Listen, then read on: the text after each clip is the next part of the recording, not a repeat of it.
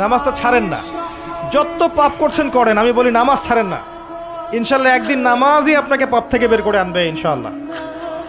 আর শয়তান আপনাকে হতাশ করতে চাইবে, শয়তান আপনাকে হতাশ করতে চাইবে যে তুই তো গার্লফ্রেন্ডের সাথে কথা বললি, রাতের বেলা পর্ন দেখলি, তুই তো ফ্রি মিক্সিংয়ে আছিস, তুই মাদকদ্রব্য খাচ্ছিস, তুই কাজে ফাঁকি মারিস, তুই ট্যাক্স আদায় করিস নাই, দুর্নীতি করছিস, তুই আবার নামাজ পড়বি কেন? শয়তান আপনাকে এগুলো বোঝাবে কিন্তু যে নামাজ তো আমার শোভা পায় না, আমি তো অনেক পাপী মানুষ।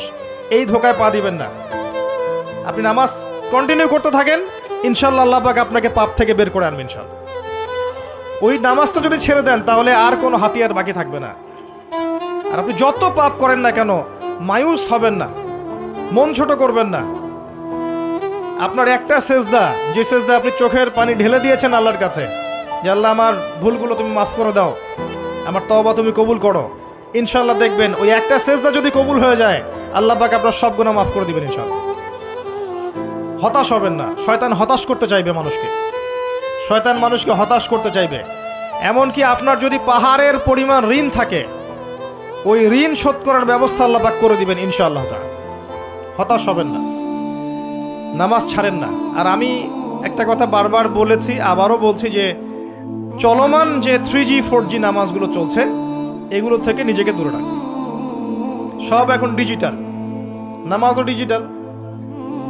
দেখা যায় যে 5 মিনিটের মধ্যে 4 রাকাত নামাজ শেষ মাশাআল্লাহ। ইমাম সাহেব যদি 10 মিনিট পড়ায় দেয় তাহলে তো তার চাকরি নট। বোঝেন না? এত তারা, আমার সময় নাই, আমরা ব্যস্ত মানুষ, এত সময় লাগে নামাজ পড়তে? ইমাম সাহেবকে বলছে, কমিটি ইমাম সাহেবকে চার্জ করছে, অথচ ইমামের উচিত তাদেরকে চার্জ করা। উল্টে গেছে এখন আর কি। ওইদিকে আসবো আমি। দাসী তার মনিবকে জন্ম দিবে, মানে সমাজের ন্যায় অন্যায়, ভালো মন্দ, হক বাতিলের মানদণ্ড উল্টে যাবে। দাসী কখনো মনিবকে জন্ম দেয়? মানদণ্ড উল্টে যাবে।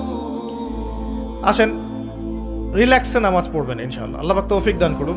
নামাজের মধ্যে যা পড়ছেন এটাকে বোঝার চেষ্টা করতে হবে অর্থটা, তখন দেখবেন নামাজে মনোযোগ বাড়বে ইনশাআল্লাহ।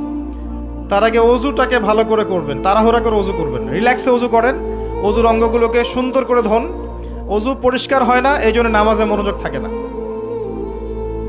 আর একটা বদ অভ্যাস আমারও আছে, আপনাদের সবারও আছে আমি জানি। অজুতে আমরা যে পরিমাণ পানি খরচ করি, এই পরিমাণ পানি দিয়ে নবী সাল্লাল্লাহু আলাইহি ওয়াসাল্লাম গোসল করতেন। হ্যাঁ, আর আপনার মাথায় যত